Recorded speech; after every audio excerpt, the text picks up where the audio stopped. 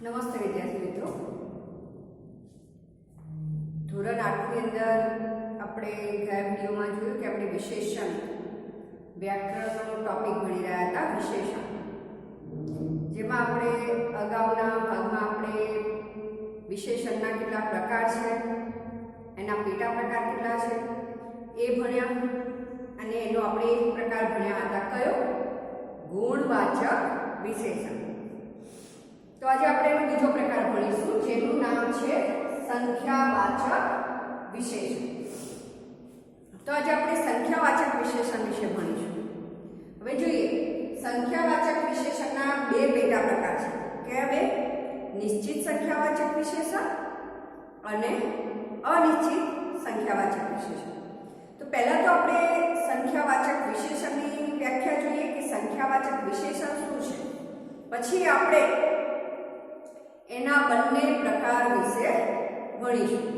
તો જોઈએ, સંખ્યાવાચક વિશેષણ. જીન વિશેષણ શબ્દો દ્વારા સંજ્ઞા તથા सर्वनाम की संख्या संबंधी विशेषता का बोध होता है उन्हें संख्यावाचक विशेषण कहते हैं. શું કહ્યું છે કે જીન એટલે કે જે વિશેષણ શબ્દો દ્વારા સંજ્ઞા તથા સર્વનામની સંખ્યા સંબંધી વિશેષતા એટલે કે સંખ્યાને લગતી કોઈ વિશેષતા બતાવતું હોય એને આપણે સંખ્યાવાચક વિશેષણ કહીએ છીએ. ફરી જોઈએ, શું કોને કહેવાય છે સંખ્યાવાચક વિશેષણ?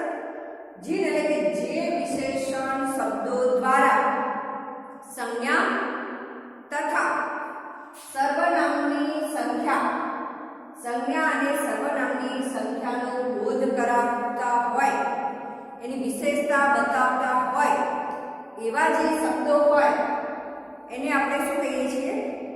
સંખ્યાવાચક વિશેષણ. ખ્યાલ આવ્યો? સંખ્યાવાચક વિશેષણ. સંખ્યા એટલે તો આપણે સામાન્ય સંખ્યા કહીએ ને તો પણ ખબર પડી જાય કે સંખ્યા કોને કહેવાય છે.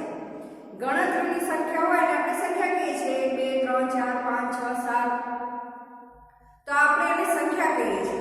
મતલબ કે સંજ્ઞા અને સર્વનામની જે સંખ્યા બતાવતા વિશેષ શબ્દો હોય એને આપણે શું કહીએ છીએ? વિશેષણ.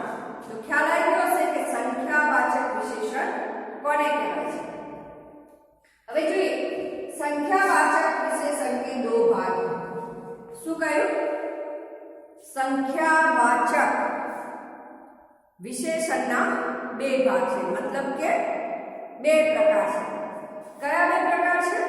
જોઈએ, પહેલો પ્રકાર છે નિશ્ચિત સંખ્યાવાચક વિશેષણ અને બીજો પ્રકાર છે અનિશ્ચિત સંખ્યાવાચક વિશેષણ. ખ્યાલ આવ્યો? નિશ્ચિત એટલે કે જે નક્કી સંખ્યા છે એને આપણે નિશ્ચિત કહીએ છીએ, અને અનિશ્ચિત મતલબ કે જે નક્કી નથી એવી સંખ્યા માટે વપરાય શબ્દને શું કહીએ છીએ આપણે? અનિશ્ચિત સંખ્યાવાચક વિશેષણ. તો આપણે પહેલો પ્રકાર ભણીશું. શું નામ છે તેનું? નિશ્ચિત સંખ્યાવાચક વિશેષણ. તો આપણે પહેલા પ્રકારની વ્યાખ્યા જોઈએ. નિશ્ચિત સંખ્યાવાચક विशेषण कोने कहिए છીએ? जिस संख्यावाचक शब्द से किसी निश्चित संख्या का बोध होता है उसे निश्चित संख्यावाचक विशेषण कहते हैं. શું કહ્યું છે કે જે સંખ્યાવાચક શબ્દ દ્વારા કોઈ નિશ્ચિત મતલબ કે નક્કી સંખ્યાનો બોધ કરાવતી હોય એવી સંખ્યાને આપણે શું કહીએ છીએ? નિશ્ચિત સંખ્યાવાચક વિશેષણ. મતલબ કે હું બોલું કે 4, તો 4 એ નક્કી જ બતાવે છે ને. હવે મેં કહ્યું કે મારા હાથની 5 આંગળીઓ છે, મેં કમ્પ્લીટ કર્યું તો 5 જ છે, તો 5 બોલું તો 5 જ હોય, 6 ન હોય. એ નિશ્ચિત બતાવે છે કે 5 બોલું, 6 બોલું, 7 બોલું. એક ક્લાસમાં 50 વિદ્યાર્થી છે તો નિશ્ચિત સંખ્યા કહ્યું કે ક્લાસમાં 50 જ છે. એક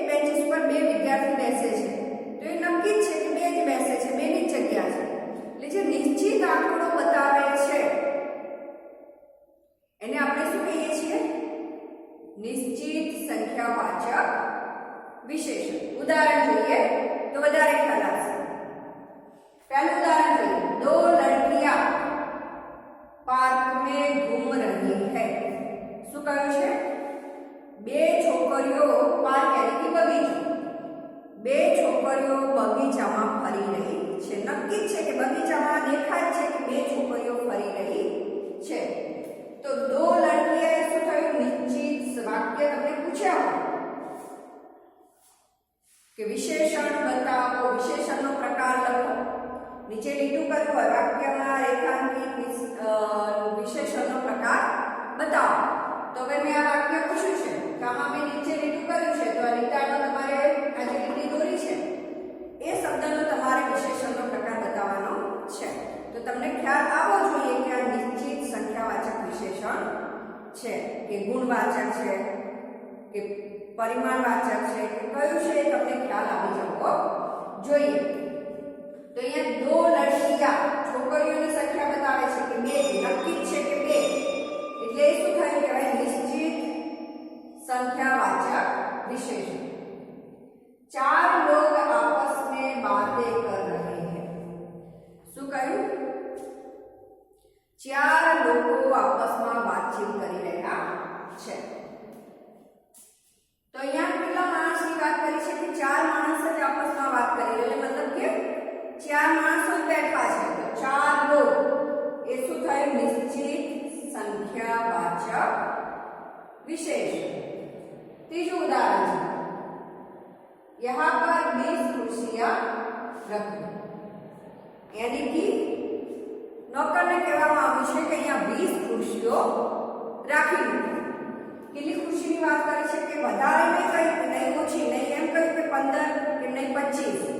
આડેધડ પણ મૂકવાની નથી કહી, કમ્પ્લીટ કે 20 મહેમાન આવવાના છે તો 20 જ ખુરશીયા મૂકો.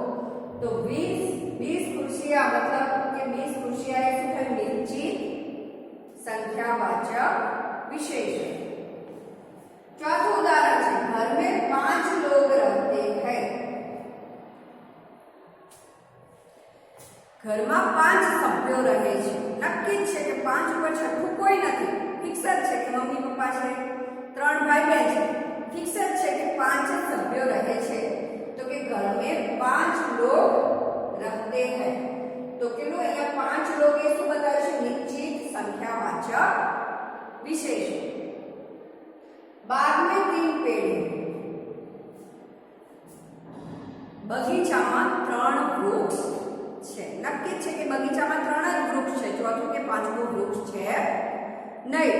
તો આ 3 પેડ એ શું થાય? નિશ્ચિત संख्यावाचक विशेषण. 2 लड़कियां, 4 लोग, 20 कुर्सियां, 5 लोग, 3 पेड़ એ શું કહેવાય છે? નિશ્ચિત સંખ્યાવાચક વિશેષણ. હવે એનો બીજો પ્રકાર છે સંખ્યાવાચક વિશેષણનો બીજો પ્રકાર કયો છે? અનિશ્ચિત સંખ્યાવાચક વિશેષણ. કે જે નક્કી નથી બતાવતું કે કેટલી છે, કોઈ ફિક્સ સંખ્યા નથી બતાવતું, એને આપણે શું કહીએ છીએ? અનિશ્ચિત સંખ્યાવાચક विशेषण. तो આપણે એની વ્યાખ્યા જોઈએ. जिस शब्द से निश्चित संख्या का बोध नहीं होता उसे अनिश्चित संख्यावाचक विशेषण कहते हैं. શું કહ્યું? जिस शब्द से निश्चित संख्या का बोध नहीं होता उसे अनिश्चित संख्यावाचक विशेषण कहते हैं. એટલે કે જેનાથી નક્કી સંખ્યા નથી બતાવતા, નિશ્ચિત એટલે કે નક્કી સંખ્યા નથી બતાવતા, જેનો બોધ નક્કી નહીં કે 10 છે કે 5 છે કે 4 છે, એવો નક્કી આંકડો નથી બતાવતો, એને આપણે શું કહીએ છીએ? અનિશ્ચિત સંખ્યાવાચક વિશેષણ. શું કહીએ છીએ? अनिश्चित संख्यावाचक विशेषण. पहला उदाहरण है, कुछ बच्चे मिलकर पौधे लगा रहे हैं. कि બગીચામાં કેટલાક છોકરાઓ ભેગા થઈને પૌધો એટલે કે છોડ લગાવી રહ્યા છે. હવે કેટલા છે ગણ્યા નથી, 4 છે, 5 છે, 10 છે, 15 છે, એવી કોઈ ગણતરી નથી કરી, પણ કેટલાક છે, નક્કી નથી કેટલા છે, પણ કેટલાક છે. તો આમાંથી જે કુછ શબ્દ છે એ શું બતાવે છે? અનિશ્ચિત સંખ્યાવાચક વિશેષણ. તો કુછ બચ્ચે એ શું થયું? अनिश्चित संख्यावाचक विशेषण. बीजું उदाहरण જોઈએ. मैं बाजार से कुछ कपड़े लाई. શું કહ્યું? मैं बाजार से कुछ कपड़े लाई हूं. હવે હું બજારમાંથી કેટલી જોડી કપડા લાવી. કેટલા લાવી એ નથી ખબર. 2 જોડી લાવી, 3 જોડી લાવી, 4 જોડી લાવી, એવી મેં કોઈ ગણતરી કરી નથી. બસ બજારમાંથી કેટલા કપડા લાવી છું. तो बाजार से कुछ कपड़े, तो कुछ कपड़े શું થયું? અનિશ્ચિત. એનો કોઈ નિશ્ચિત આંકડો તો મેં લખ્યો નથી, તો શું કહેવાય? અનિશ્ચિત સંખ્યાવાચક વિશેષણ. હવે इनमें से कुछ बोतलें खाली. કેટલીક બોટલો પડી છે, એમાં કેટલી ભરેલી છે ને કેટલી ખાલી છે. પણ ખાલી બોટલો કેટલી છે એની કોઈ ગણતરી કરી નથી. 10 પણ હોઈ શકે, 15 પણ હોઈ શકે, 25 પણ હોઈ શકે ને 17 18 પણ હોઈ શકે. તો શું કહ્યું છે? કે ગણતરી નથી કરી એટલે શું કહ્યું કે આમાંથી કેટલીક બોટલો ખાલી છે, મતલબ કે कुछ बोतलें खाली है. तो कुछ बोतलें શું થયું? अनिश्चित संख्यावाचक विशेषण. હવે देखिए, वर्ग में कुछ लड़के बैठे हुए. ક્લાસમાં કેટલાક છોકરાઓ, ટીચરે જોયું કે ક્લાસમાં કેટલાક છોકરાઓ બેઠા છે, પણ ટીચરે ગણતરી ન કરી કે કેટલા બેઠા છે. 4 છે, 5 છે, 10 છે, એવી કોઈ ગણતરી કરી નહીં. બસ નજર નાખી તો એમને લાગ્યું કે ક્લાસમાં કેટલાક છોકરાઓ બેઠેલા છે. તો કુછ લડકે એ શું બતાવે છે? અનિશ્ચિત સંખ્યાવાચક વિશેષણ. पांचवा उदाहरण જોઈએ. खेत में कुछ लोग काम कर रहे हैं. શું કહ્યું? खेत में कुछ लोग काम कर रहे हैं. मतलब કે ખેતરમાં કેટલાક લોકો કામ કરે છે. દૂરથી દેખાય છે કે ખેતરમાં કેટલાક મજૂરો કામ કરે છે અથવા કેટલાક લોકો કામ કરે છે, પણ ગણ્યા નથી. દૂરથી દેખાય છે ખાલી કેટલાક, પણ ખબર નથી 4 છે, 5 છે, 10 છે, એવી કોઈ ગણતરીમાં દેખાતા નથી. એટલે શું કહે છે? कुछ लोग काम कर रहे हैं. तो कुछ लोग એ શું થયું? અનિશ્ચિત સંખ્યાવાચક विशेषण. कुछ बच्चे, कुछ कपड़े, कुछ बोतलें, कुछ लड़के, कुछ लोग એ શું થયું? અનિશ્ચિત સંખ્યાવાચક વિશેષણ. જ્યારે નિશ્ચિતમાં કમ્પ્લીટ સંખ્યા બતાવી હતી કે 2 4 20 5 3, પૂરેપૂરી કમ્પ્લીટ સંખ્યા બતાવી હતી એટલે નિશ્ચિત સંખ્યાવાચક વિશેષણ છે. જ્યારે આમાં કુછ શબ્દ કયો છે એટલે ગણતરી નથી કરી એટલે એને શું કહીએ છીએ આપણે? અનિશ્ચિત સંખ્યાવાચક વિશેષણ. તો વિદ્યાર્થી મિત્રો, આપણને સંખ્યાવાચક વિશેષણમાં ખ્યાલ આવી ગયો હશે, તેના બંને પ્રકારમાં પણ ખ્યાલ આવી ગયો હશે. હવે આપણે ત્રીજો પ્રકાર જોઈએ. પરિમાણવાચક વિશેષણ. પરિમાણનો મતલબ જ થાય છે માપ. ખ્યાલ આવે છે? માપ એટલે કિલો, 2 કિલો વજનમાં કરવું એને માપ કહેવાય. પછી આપણે દૂધ, પાણી લીટરમાં ગણતરી કરીએ, 1 લીટર, 2 લીટર, 3 લીટર, તો એ લીટરને માપવું એ પણ એક માપ કહેવાય. પછી રસ્તાને આપણે કિલોમીટર, 1 કિલોમીટર, 2 કિલોમીટર એ ગણતરી કરીએ એને પણ માપ કહેવાય છે. પછી આપણે કાપડ માપીએ છીએ 1 મીટર, 2 મીટર, 3 મીટર, એ પણ માપમાં જ હોય છે. જે માપીને કરાતું હોય એને તોલ માપ કરાતું હોય એને આપણે શું કહીએ છીએ? પરિમાણ. એને શું માટે કયો શબ્દ વપરાય છે? પરિમાણ. તો આને આપણે આ કયો પ્રકાર ભણવાનો છે? પરિમાણવાચક વિશેષણ. હવે જોઈએ એની વ્યાખ્યા. जो शब्द संज्ञा और सर्वनाम की मात्रा या परिमाण का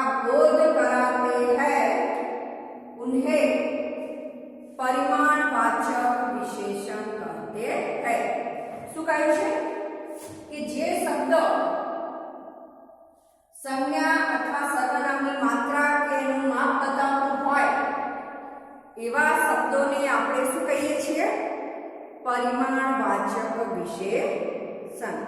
ખ્યાલ આવે? મેં તમને કહ્યું કે litre, metre, kilometre, hectare, acre આવું જે માપ હોય 100 ગ્રામ, 200 ગ્રામ, 300 ગ્રામ આવું જે આપણે માપીએ છીએ, માપ લઈએ છીએ એને પરિમાણ કહેવાય છે.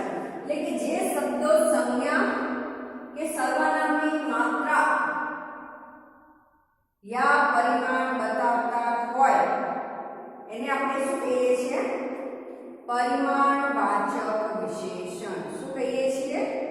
પરિમાણવાચક વિશેષણ. હવે જે સંખ્યાવાચક વિશેષણના બે પ્રકાર હતા ને એમ પરિમાણવાચક વિશેષણના પણ કેટલા પ્રકાર છે? બે પ્રકાર છે.